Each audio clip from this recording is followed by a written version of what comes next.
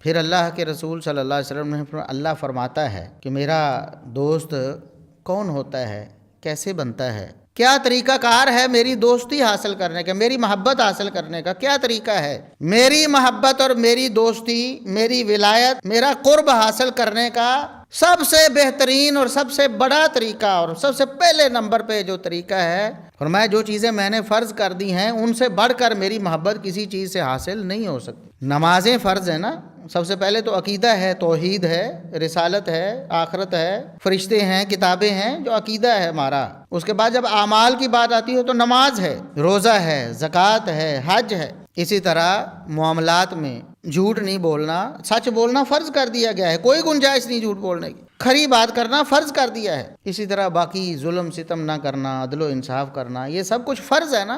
تو اللہ فرماتا ہے فرائض سے بڑھ کر میری محبت کسی چیز سے حاصل نہیں ہو سکتی۔ اب ایک شخص عقیدہ توحید کوئی نہیں، شرک میں لتھڑا ہوا ہے، نمازیں کوئی نہیں، روزے کوئی نہیں، زکوٰۃ کوئی نہیں، اور وہ کہتا ہے جی میں خدمت خلق کے جذبے سے معمور ہوں، میں تو غریبوں کی مدد کرتا ہوں، میں نے ایک فاؤنڈیشن بنائی ہوئی ہے۔ یہ اللہ کے باغی اور شیاطین ہیں جو تمام فرائض کو معطل کر کے جو فرضوں کے بعد آنے والی چیزیں ہیں ان سے بھی اللہ کی محبت حاصل ہوتی، لیکن فرضوں کو ترک کر کے اللہ کی محبت حاصل نہیں ہو سکتی۔